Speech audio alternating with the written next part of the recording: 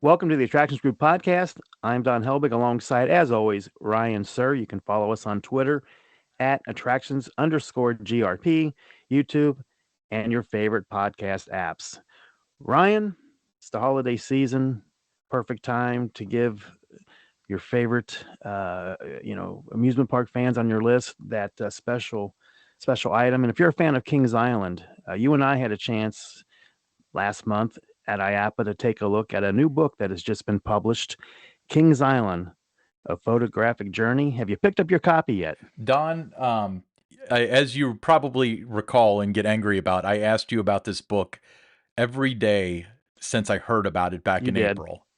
And it finally You came did. out. And of course, it came out and it was on the shelves in the park when I was out of town in Pigeon Forge. But I did order it that day because I'm that kind of paranoid. And I do have my copy of Kings Island, A Photographic Journey, and I absolutely love it.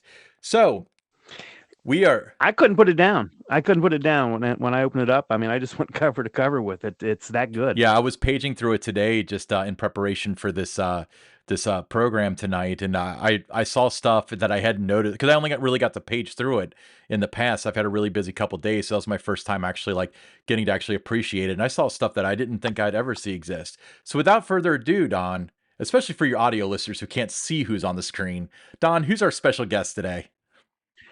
Well, we have John Keeter with us, and John very involved in putting this book together. He's the primary photography in this book was from his own personal collection. So, John, welcome to the Attraction Group podcast. Tell us a little bit about your background. Well, first, it's my honor to be here, so thank you for having me. My personal background is I'm just a guy that loves the park. I grew up visiting the park, Kings Island, year after year, and just fell in love with it like so many people. I'm a regular guy with a full-time job, and I did have a little tenure, little stint at the park, working weekends at the park many years ago. So I had the opportunity to work on Beast Crew. And that just kind of reaffirmed my love of the park and my enjoyment. So I get there as much as I can. And over time, it became an obsession. Well, an obsession about Kings Island is not a bad obsession to have. So, diving directly into the book, how did the idea for it become conceived? Obviously, there was a book by Evan Poonstengel that came out. Was it last year? I guess at this point, that really was kind of like a Yes. documental, like an actual like fact by fact history of the park. But yours is a different route. It's more photos and that sort of stuff with just small blurbs with it. How did you conceptualize this? How did that come to be? Well, there's kind of a long history with it. Uh, I will tell you the the Cliff Notes That version. sounds How good. about that? So about 5 years ago, it dawned on me that Kings Island had never had a book that kind of celebrated its memories, its history in a photographic way, in a visual way. And I just remember thinking, man, I've got this collection. I would just kill to have a book like that. So I just kind of bucked up one day and asked Don if I could meet with Don. And Don graciously invited me into his office. And we sat down. This would have been summer of 2017. And we sat down in his office, and I marveled at Don's collection of memorabilia. And I said, hey, Don, I want to do this book. Or actually, I started by saying, Don, is anyone doing a book for the 50th? To which he said, no, nobody's doing anything that I've heard. And I said, then why don't I work on one? Or how about if I do one? Do you think that's something the park would get behind? And Don said, I think the park would. He agreed, that there was an audience for it. And we felt it, was a great idea. And we felt that it would play into that niche of people that love the park and remember things about the park. So that's how it kind of evolved. But then it was kind of like, Don graciously again said, I'll help you however I can. So I kind of left there and went about my own business trying to put something together. And you have to understand, and I may be getting a little ahead of myself, I had an immense collection of stuff that I had amassed over the years. Ever since I've been going to Kings Island, I've been collecting Kings Island literature, press kits, anything I could get my hands on. And so it became a process of sorting through that, organizing all of that, because I had a storage unit full of stuff with totes and Kings Island stuff just thrown into totes. So I was sorting through all of that, and it quickly became an overwhelming task. And, you know, let alone the part of it, how do I even publish a book? What do I do with that? Where do I go? Then COVID rears its ugly head, and it stalemated at that point. At that point, everything shuts down. And I just thought, well, this might not be, a project that gets seen all the way through, even though I would love it to. So it stalemated. And then last September, a fun little, I don't know, it was like the heavens parted or something like that, because Don reached out to me and said, "Hey, are you still working on a book?" And I said, "Yeah." And he said, "Well, there's a guy named Barry Hill that's been talking to our merchandise folks about doing a coffee table book." Now, Barry Hill is actually the author of the book, and he had just recently come off of publishing Evan Ponstingle's book, and that was a linear version of Kings Island's history. And that's Kings Island, A Ride Through Time, which I'm sure many of the listeners have heard or seen. And so he was fresh off of doing that, and he pitched the idea through merchandise of, "Hey, why don't we do a coffee table book?" To which they replied, "Well, there's this guy, John Keeter, that's already working on one." And so Don said, "Why don't you talk to this guy, see if you guys can combine efforts?" And the rest, as they say, is history. I reached out to Barry, and Barry was a great guy. And I knew within a couple emails, he was somebody I wanted to partner with. He got it. He knew what needed to be done with the book and how it needed to look. And we decided very quickly, let's create a book. And that's how Let's it came talk to be. real quick here about Barry and how you got to be connected with him. When you first had your first discussions with him, was he surprised by the amount of memorabilia and all the photos and everything that you already had in place? I think so. I think Barry initially thought, I'm going to have to rely a lot on the park archives and, have to go to them and probably sort through some stuff in Kings Island's files and that sort of thing. But yet, through you, Don, he got word, this guy has, as Barry likes to say, this guy has stuff. He has a lot of stuff. And so when we started talking, I said, "Hey, let me start sending you some things just so you get an idea." So I started sending him things, and he was he was like, "All right, yeah, this is the stuff we need."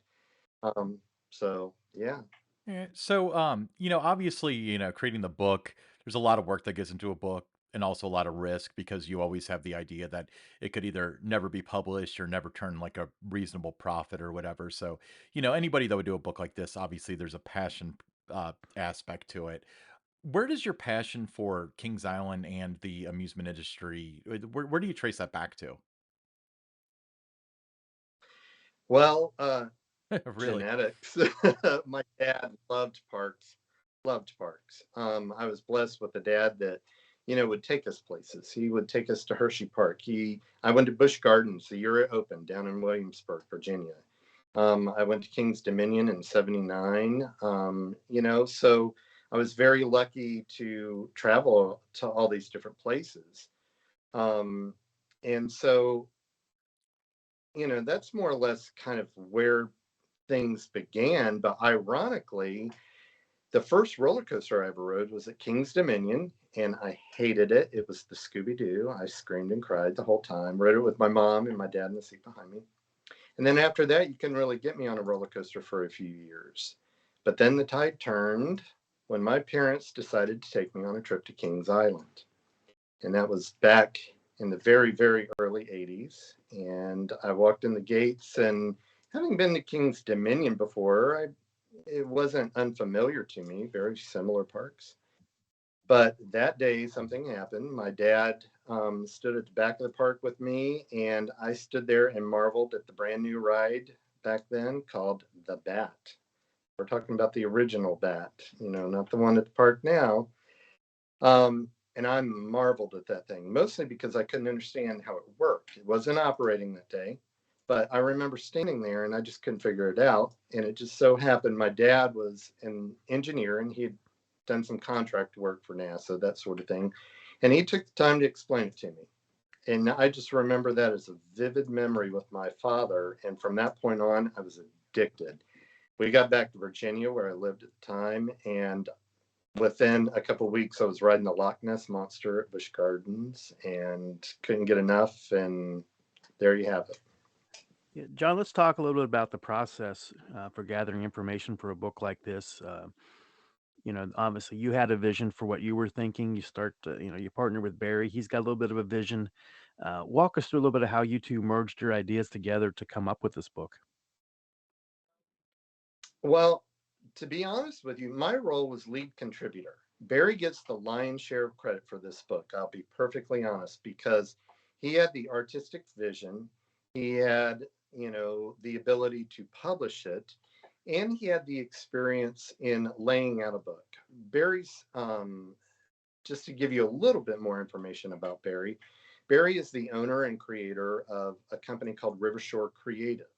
And he was not a novice to the publishing or book production business. He's himself authored a book on Imagineering. I think it's called like Imagineering an American Dreamscape, if I think I got that correct. Of course, he had published Evan's book, Kings Island: A Ride Through Time. But he's, also a professor. And so he just had the ability, the know-how. And then when we started talking, the ideas just seemed to jive. And it was, we want to do a book where we more or less take people on the journey through Kings Island's 50 years as best we can in just a visual way. We didn't want it to be a linear book, a lot of verbal history that had been done and done very well by Evan Ponstingle. So we just visually wanted to do it. So I started immediately submitting high-res images to him. Anything I had all got scanned or photos taken and sent to him, and we just began the process of narrowing it down from there. And he started plugging it into some layouts, and we would rotate in pictures and rotate out pictures, and anything we could think of to just tell this story of Kings Island. And that was That's the awesome, process. John. So you mentioned that you have a lot of stuff, a lot of memorabilia. What are some of your favorite pieces of like Kings Island or theme park memorabilia that you'd want to talk about? Oh, that's a good question. Wow. uh well, I'll tell you my favorite, and because this parlays into why this book happened. My first visit to Kings Island, in 81, they were still selling in the shops a tiny little paperback photo book. And you can still get them on eBay and that sort of thing. It was just a real thin, maybe only 20 pages of pictures of Kings Island. And my mom bought one of those. She loved buying souvenirs. That was her thing. Whereas my dad would take us on the rides, my mom would do the shopping for the souvenirs. And so we brought it home with us, and I became obsessed with that little paperback book. And that's more or less what, triggered my mind all these years later. I was like, man, why hasn't anybody else done something like that, but on a bigger scale? So that's probably my favorite piece. And I still have it, the exact one that she bought that day, and all the edges are worn off of it from where I looked at it so much. And so So that's my favorite. The Smurf behind me is pretty special. I don't know if you can see it or not. Oh yeah. That was a hard object to obtain. And I didn't figure out which one it was, but I got that a number of years back by somebody that had obtained it directly from the park back in the day when they eliminated the Smurf ride. And then probably third thing, I have one of the bronze coins that they handed out on, I believe, opening day when the park opened. I got that from a collector. So they had these special bronze coins that they minted specifically for the grand opening of Kings Island. And I was lucky enough to obtain one of those. Priceless to some, right? Yes. Okay, so Yes. John, talk about a couple of weeks ago, you visit Kings Island, you walk into one of the stores in the park and you see your book on the shelves. There's your name on the cover, Barry R. Hill and John M. Keeter. How does that feel? Surreal. I mean, obviously, I'm so honored and I'm so fortunate to have been a part of this. And, but yeah, it warms your heart to see a dream come true.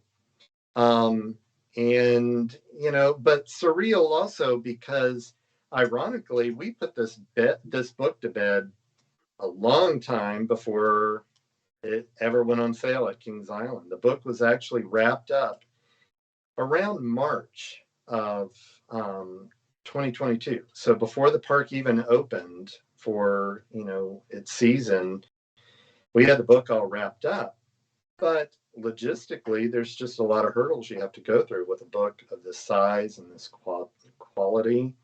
There was a lot of lead time for printing, but also obviously with a lot of different owners of Kings Island through the years and a lot of different images, you have to get a lot of permission to use those images. And so, there was a long lead time on things like that. So when I finally saw it in print, Don can tell you this, I was anxious. Because it wasn't so much that I wanted to see it in print. I wanted other people to see it. I was more anxious to hear others' reactions to it. And so when I finally saw it there, I was like, man, it's been a long journey, but here it is. Wow, it happened. Yeah. So, needless to add to the conversation, you can find it at Kings Island. I They have it in pretty much every shop, which is awesome. But I will say that the piles of books that I saw the first time I saw them are much smaller than the piles of books I'm seeing today. So maybe it's selling pretty well. We don't have access to that kind of information. Well, let me ask you this though. So, very appropriately, you had a forward written by Gary Walks, the first GM of Kings Island, and an afterward. Is that what the, is that or aft forward? Anyway, Yes. by Mike Yes. Kuntz, who's the current GM of Kings Island. How Yes. did that come to be, and what was it like working with those two guys? Well, actually, Barry had gotten to know Gary through Evan in Evan's book, and publishing that book. So they had formed a friendship, and I had never met Mr. Walks prior to working on the book. And it was 11 months ago in January. So Barry and I had worked several months on the book, and he more or less said, "Hey, I'm coming to town. Do you want to meet Gary Walks?" And I nearly jumped out of my skin. I could not believe I was going to meet Gary Walks. This guy's like a superhero to me. And so we went up and we actually met at Dennis Spiegel. If you don't know Dennis Spiegel, he's got a long history with Kings Parks and specifically Kings Dominion. And he owns and operates International Theme Park Services. And so we met up there at his office, and I was sitting there talking to Dennis, and I had met Dennis before. But I'm sitting there talking to Dennis, and in walks Gary Walks, and I just thought, man, if you had told 10-year-old little me the day I walked into Kings Island that I'd someday meet the guy that dreamt it up, I would have thought you're crazy. But that was a big day. But as far as the foreword by Gary. It was very important to both Barry and to myself that this book be a dedication to Mr. Wachs, because he achieved what I think was pretty much the impossible. And what he managed to pull off, no one, in my opinion, could do that at all today in today's environment. Um, in his 20s, this guy had the foresight to go to his dad, who owned Kings Island, and say, Dad, I want to close this park and I want to move it up north. And, because otherwise we're going to get sunk. And, everybody knows the story. The rest is history. And this guy, I mean, single-handedly created this park. So it's just, it was a great honor to meet him, and obviously to have him contribute that forward to the book, and also to dedicate the book to him. And then you had Mike Kuntz do the afterward. So did you just Yes. approach him at the park one day and Oh, again, that kind of falls on Barry, because you have to understand that Barry had a lot of the connections through working on Evan's book, but reached out to Mike because obviously you're starting with, telling the story of Kings Island. You're starting with the guy that dreamed of it, and you're ending with the guy that right now is in charge of it, that it's left in his care. So the current general manager, Mr. Kuntz, obviously it was important to end on a note where he addressed the future of Kings Island and kind of made a promise to everybody that that history is going to continue. Yeah, John, as I'm thumbing through the book here, there's a lot of rare photos, historical documents, press releases. How do you come across, gathering some of these rare documents? Well, it ain't easy all the time. You have to do a lot of hunting, and you have to, I don't know, find the right people. But as far as the items that I contributed, I can tell you that a good portion of the items in the book do come from my personal collection, but also a good portion come from Kings Island's archives. So we had the benefit of some access to that. Thank you, Mr. Helbig. And but as far as my personal, it's been 30 years of, Craigslist and eBay and going to the park and being given media kits when rides opened, and going back and, you know, asking people that worked at the park in marketing, hey, do you have any old media kits or something like that? And it's just been, a process of that. And also in the collecting world, no matter what you collect, when people find out that you collect a certain niche of things like Kings Island, or if you collect, I don't know, Matchbox cars or something like that, you start hearing from people, well, I have this thing from Kings Island, or my grandfather worked at Kings Island, and I have this something you might be interested in. So that's how a lot of my collection Yeah, evolved. John, when you look at your collection too, I mean, everything evolves, and the way parks do things now, it's evolved. So, like over the last 10 years or so, those press kits they used to put together when there would be new ride announcements and that, those are a thing of the past now. Everything's just They digital. They are. just send off, renderings or, animation, footage, those kind of things to the news media and that. So, it's going to become even harder, over the next 50 years to be able to have what you collected over the first 50 years in that kind of a format. Yes, most definitely. And also, if I can really, I'm old school, and I will tell you that my collecting started when I started going to Kings Island and to those parks. I was so OCD about it that anytime I would go to a park, I would make sure that I kept my park map. And every spring before parks opened, my dad would drive me to a local ranger station at a park nearby our house. And I would literally go there and pull all of the amusement park brochures, that they had put out for the season. And that's how I would find out when the new rides were. Because back then, they didn't do mega announcements like they do now so much. back then, a lot of times you would just see it in the brochure, new for 1979, um, and that's how the collection began. But I have to tell you, a few years ago, it's been a while now, when they stopped producing those brochures, oh, it broke my heart. That was the end of an era. I thought, oh no, they're not doing the brochures anymore. But you still do the Still do park the park maps. maps. So that's Um, that's but yeah, I awesome. mean, it's those what they call the rack brochures. Once the internet came about and mobile apps and all those kind of things, it kind of rendered those things not as valuable because not everybody had the ability to just go online and look you up and see what you have to offer. Right. And I believe, if memory serves me, 2006 was the last rack brochure Kings Island did. That is correct, because my first year And, there in 2007 was the year that we no longer did them. yep. And for 2006, they had eliminated the fold out, and it became a little one sheet.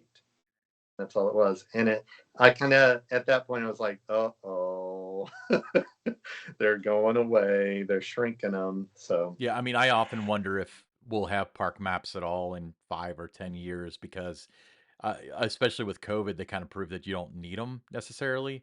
It seems like they've been brought back to most parks, but at a much smaller scale, and it's more directing people towards the mobile apps.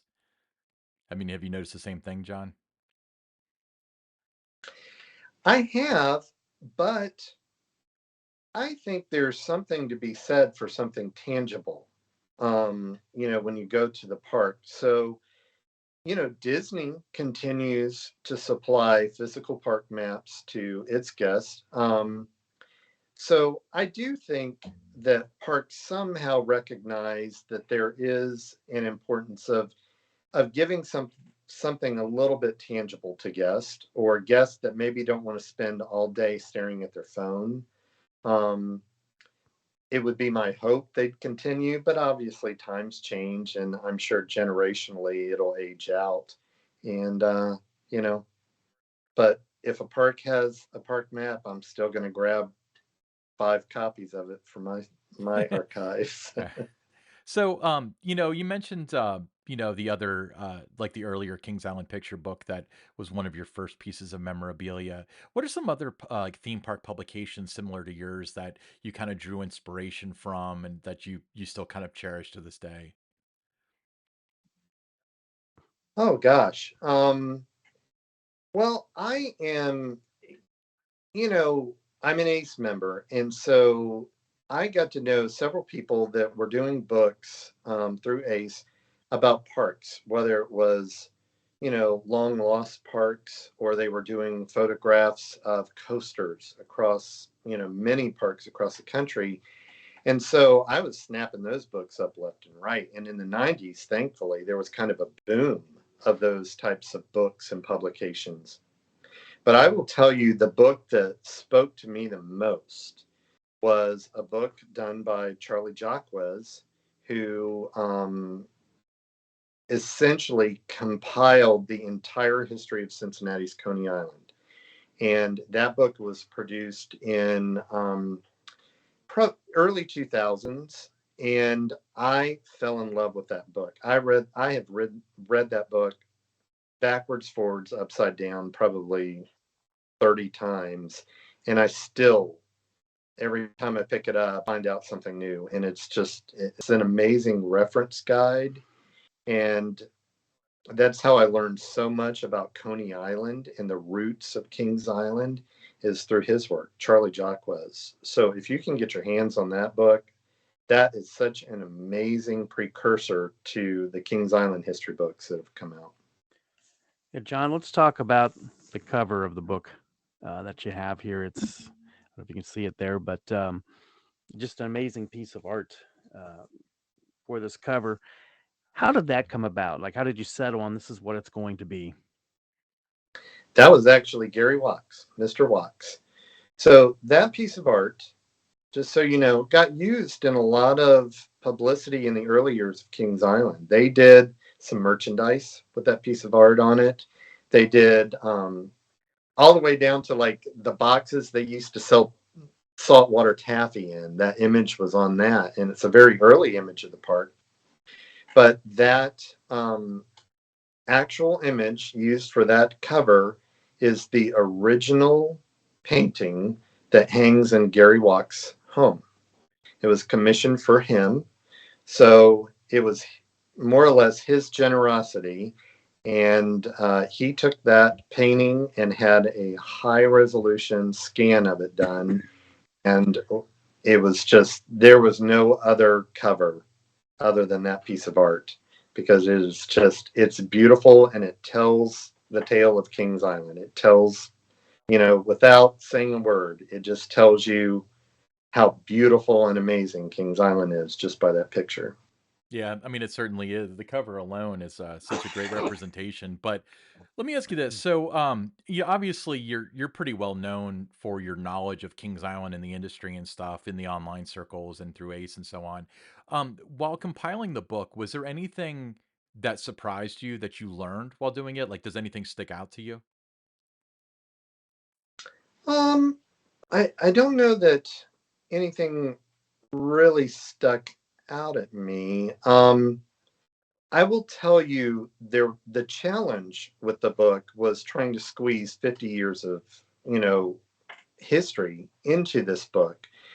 Um, so we learned very quickly that, we were going to have to scale some things down, and some things maybe weren't going to make it in the book that we wanted to, but you just can't include everything. Um, but in terms of surprises, I can't say there wasn't really a surprise, but um, no, I'm very happy with the decisions we made and what showed up in the book. But we have enough to do 20 more, so there may be some surprises if we do other Yeah, editions. a second printing that would be kind of nice. Yeah, well, John, the Yes. book's been out now a couple of weeks here. A lot of the Kings Island guests have had a chance to purchase the book. What has the feedback been that you've heard? Um, Very positive. I went into this knowing it's days of social media. So I kept telling myself, don't wear your heart on the sleeve. Because like I was saying, you can't include everything. So I thought, people are going to look at this book and say, oh my gosh, they forgot to put in blah, blah, blah, or they didn't include this, that, or the other. And, there's a variety of reasons why you can't include everything, whether it's legal reasons, copyright reasons, or maybe, like I said, there's just not room, or we just didn't have an appropriate image of whatever. But I was kind of prepared for that. But overwhelmingly, the response that I've gotten has been completely supportive. A couple people have said, you know, I've been waiting for this for years. And that reaffirmed that it was the right thing to do and it was the right decision. Um, but mostly people are just talking about how beautiful it is. It is a beautiful book to look at. It feels good. It's heavy in your hands, and it just is high quality. And again, I give that credit to Barry, because, when we first started discussions, I said, this thing needs to be nice. It needs to be really, really nice. And Barry unequivocally said, it will be nice and it will be beautiful. And it lived up to that. And we're talking about 200 pages here too. And like I said at the top of the podcast here, when I opened it up cover to cover, I could not put it down. Awesome. And that's saying a lot, because you've been there since the beginning. You've seen that part, from day one. Yeah, it brings back a lot of memories. So, John, Yeah. one thing that kind of stuck out to me is looks on page 28. There's a press release, and we're not going to catch this on film, but it's saying Coney Island closes the end in a beginning. Was that the actual press release where the general public found out that Coney Island was going to be closing and reopening up north? It was. It Wow. was. So, do you know? And Maybe this is more of a question for Don because he kind of lived through it. But was that the rumor at the time, or was this a shock to everyone? I think all I remember is, very, very young back then, but it was 1969. There's some rumblings. My dad was talking about that they were looking to sell the park, which they did, to Taft and that. And then in 1969, it was kind of a surprise that they were moving the park to Mason, which we lived in what was considered Anderson Township, or is considered Anderson Township. So we go from like 10, 15 minutes from Coney Island to what something was going to be 30, 40 minutes away to Kings Island. So it was like out in the boondocks. So yeah, there was a lot of surprise, like how far it was going to be moving. A lot of people came to Coney Island.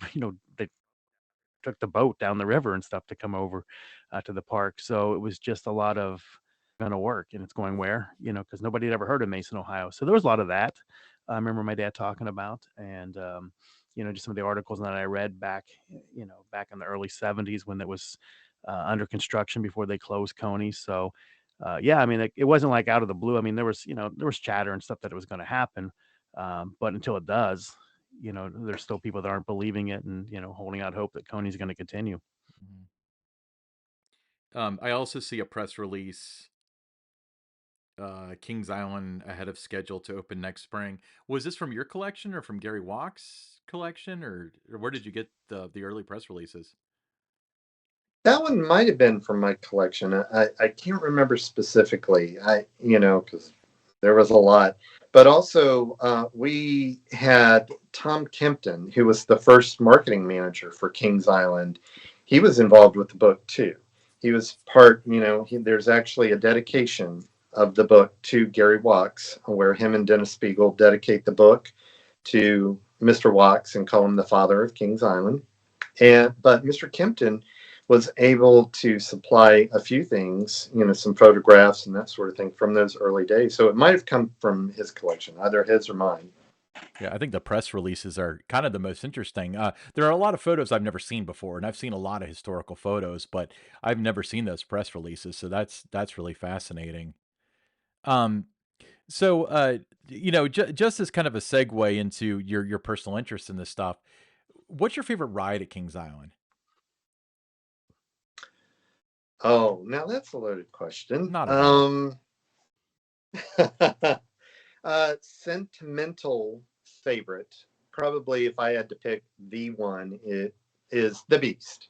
It's that one resonates with me for a multitude of reasons. It absolutely terrified me the first time I wrote it.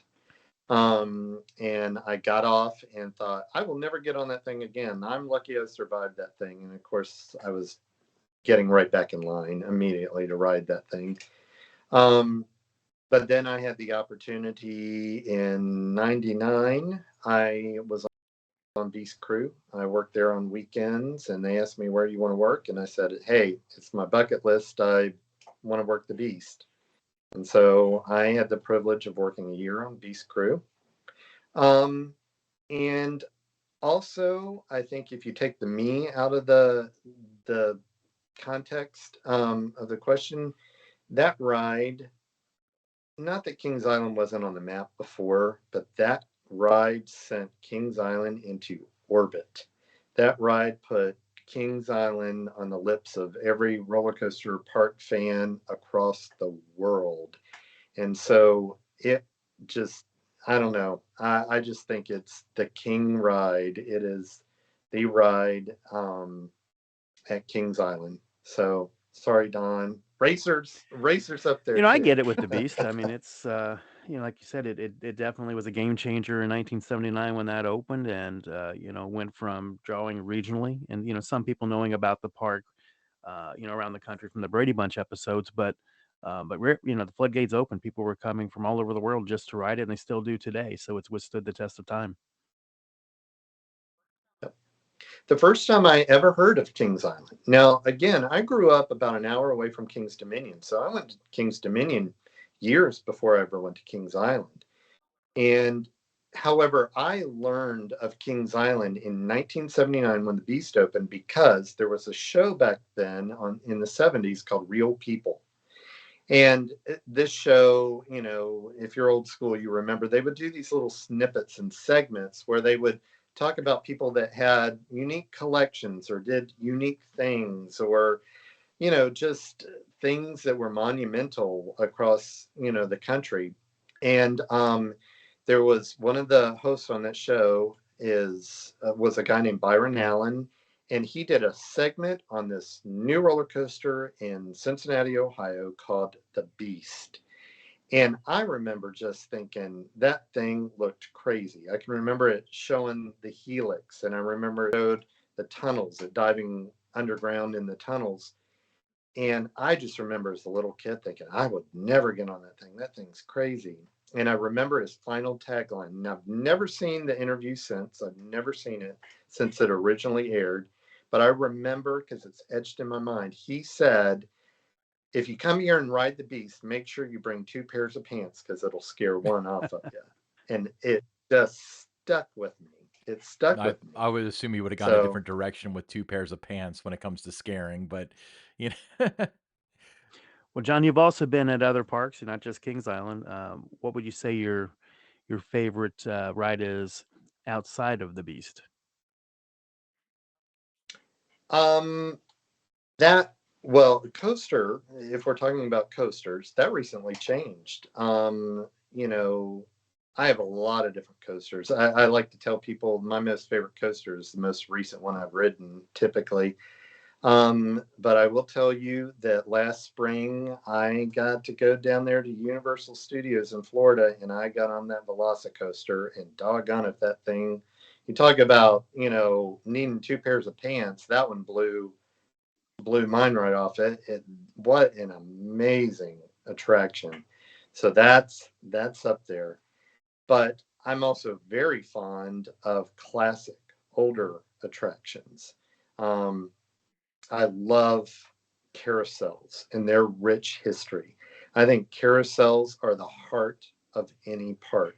I You agree with you know, right there. you talk about what my favorite attraction is at Kings Island. Well, it's the Beast. However, I think the heart of Kings Island and the most beautiful attraction and priceless attraction at Kings Island is the carousel. And that park is very lucky to have that and to have a carousel in that condition. And it's just amazing that the story that it has. So I'm a big carousel buff. And so I love Yeah, those. I am too, John. When I go to parks, one of the first things I'm riding is the carousel. I agree. And I tell everybody when they go to a park, I tell everybody, ride the carousel. No matter, how old the carousel is, how new it is, ride it. Because those things, again, they have such a rich and vast history. And, selfishly, I don't want them to ever go away. So I tell everybody, ride the carousel. yeah. So, Well, so speaking of carousels, Kings Islands was refurbished for its 50th season. Let's talk about the stuff that they mhm. did for the 50th because obviously your aim was to have the book out for the 50th, and it made that margin very barely, but it made it. So what are your favorite things that Kings Island did to celebrate the 50th anniversary? Well, I can tell you this, and I've kind of touched on this a little with Don because they were pretty buttoned up about it at Kings Island. And I thought, oh no, surely they're not going to let the 50th go by without a big to do. But you never know. But I tell you what, the the signage, the 50th signage on the Eiffel Tower. Oh, I loved that. The restoration of the carousel and the band organ, obviously. On their 50th anniversary birthday party that they did back in April, after those festivities ended, the first attraction I went to was Carousel. And because I had to hear that band organ, I had to see it. I had to see the special 50th horse that they did. And oh, man, great job. But again, I'm going to get a little soft on here. But I think the most special thing that they did for the 50th was to invite Mr. Wax to come there and to be celebrated and to speak and to be heard. Because again, it's all due to that man. It's all due to that guy. That was Yeah, my what an favorite honor. part. Every living GM, past and present, was there that day. I mean, I was there. I was there Yes. too. It was quite an honor to be part of that celebration. Um, What did you think It about the was. fun fireworks in 50? The fireworks show at the end of the night. Blew me away.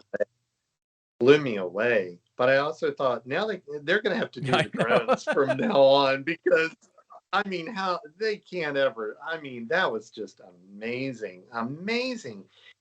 And the incorporations of those significant things in history, the Brady Bunch and Evil Knievel and, Phantom Theater. There was something in that show, and it was so wise and so well done, obviously visually, but also just the ideas behind it. Because I don't know if you realize this, they more or less grab something from each generation, you know, and included it in that show. Something that was special to somebody, that went there in the 70s as a teen or as a kid, like Evil Knievel. Um, the Phantom Theater segment probably didn't resonate as well with them as it did kids that grew up there in the 90s and that sort of thing. So it did such a great job of kind of traveling through the decades. It was a beautiful show. Beautiful show. Oh, bring it Yeah, back. let's have 51 years. I mean, it's I remember after watching the show, because I had heard rumblings that they were going to try to do a run through it the night before it was announced. So I was like, okay, I'll risk it. I'll go up to the park, whatever. I'm at the park regardless. They do the show, and I remember walking up to Don like, hey, I hope you like drones because you're stuck with them for the rest of your life, because it was so perfect in so many ways. Yeah. I'm going to go out on a limb because I will tell you, I had been at Disney just prior to that. And Disney, Walt Disney World was celebrating their 50th, so I could see their 50th, at the Magic Kingdom, with the castle projections and all of that. And let me tell you something. I thought Kings Island blew theirs away. I honestly believe that it was just amazing on a different level, and the drones were just the cherry on that sundae. Yeah. I mean, the drones are such a novel technology for right now. I mean, it's going to be like anything else where every park's going to have drones in 5 years, but to be in front of it like that was really special because I remember standing there and standing in crowds of people and they're like, "How are they do that? Those aren't fireworks, are they?" And it's like, "No, not yet. So someday fireworks will do that, but not today." I agree. I agree. There were, I'm a goose pimple guy. It's very few things still give me goosebumps. And when those drones, the first time I saw it, and they flew up there and they started forming those logos and those images, the oohs and ahs of that audience, it shocked them that I was covered in goosebumps. So that was a goosebump moment. It Awesome. was amazing. Don, you have any thoughts? Well, John, definitely, looking at this book, certainly a labor of love for you to you know, come up with this idea and work with Barry to put this together. So again, where can fans of the park purchase a copy of this book? Well, it's exclusively being sold through Kings Island as of now. So it's available on Kings Island's merchandise website, and I believe that's kigear.com. Or you can buy it in the park if you're attending Winterfest this year. I think there's a little over a week left of the Winterfest festivities. It's available in the Emporium on Main Street, also the two shops up at the very front entrance, and then in the ornament shop, I believe the Christmas shop. So they did a good job spreading it out. Yeah, And the if you're online on the store would be kingsislandgear.com, and it is a must-have if you are a fan of Yeah, Kings I just Island. remember I went up to Cedar Point for their 150th and they came out with like a large coffee table book and I remember thinking like god, I wish we had this at Kings Island. I'm so glad we do now. I'm so glad I was able to buy it and I get to enjoy it and everything. So I really do appreciate all the work that you put into it. I really do. Oh, well, it means a lot to me that people enjoy it. You know, um, having such a big collection of items, having all of that stuff is no fun unless you can share them, you know? And so that was a big part of it. So I'm just glad there are people out there that like it and enjoy it, and they can look at these pictures and hopefully they get goosebumps. Hopefully they have an ooh ah from the book. Yeah, it's going to bring back so many memories, going, no matter what year you first came to the park, from that point on in the book, just going to, just rekindle all those great memories that you have. Yeah, absolutely. Absolutely. And that's more or less what I explained to Barry in the genesis of this book. When Barry and I first started talking, I said, all right, Barry, I'm a big old softy, and here's the reason I want to do this. I have so many memories wrapped up in this park. And the memories aren't so much hinged on what I rode or how many times I rode it, or, what rides I was able to ride or what rides I wasn't able to ride. Those memories are all enveloped in who I was able to enjoy that park with, and the friends that I've made there over 40 years of going to that park. And, I explained to him that it's not unique to me. Kings Island is a very different park because it's been able to touch the hearts of so many people in the Cincinnati area, in Ohio, all across the world. And it just has a special feeling, a special vibe. It's a very generational park, and so many people, have gone there as kids that are now going there with their kids or their grandkids. So all of these people, not just me, have these amazing memories. But what helps trigger those memories is when you see a picture of an old ride that's not there anymore, and they think, oh, I remember that ride. I remember when I went on that with my Aunt Lucy. And you remember then after that, we went and got blue ice cream with Uncle Bill or something like that. And that's why I told Barry it was important to get this book right. And for my part, it's kind of my love letter to Kings Island. It was my little I don't know, my chance to give back to the park that's given me so many great moments and memories and friends through the years. Awesome. So once again, that's kingsislandgear.com. You can get it there, and you can actually, I think it's in pretty much, this is as of, the week before Christmas, December 2022. So if you listen to this in a year, who knows? But as of now, if you're swinging by the park, it's in most of the gift shops. So that's great. Absolutely pick up a copy. I think it's $75. Well worth it for a book that big, for a big coffee table reader. You will not regret it. But John, we really appreciate you coming on the show and talking about your book. Um, Oh, it's an well, honor. Thank you. again, if you look at the description of both the YouTube or the podcast, the actual apps and stuff, I will link directly to John's book where you can make your purchase and have it shipped in time for probably the new year. So awesome, Don. Do you have any final thoughts?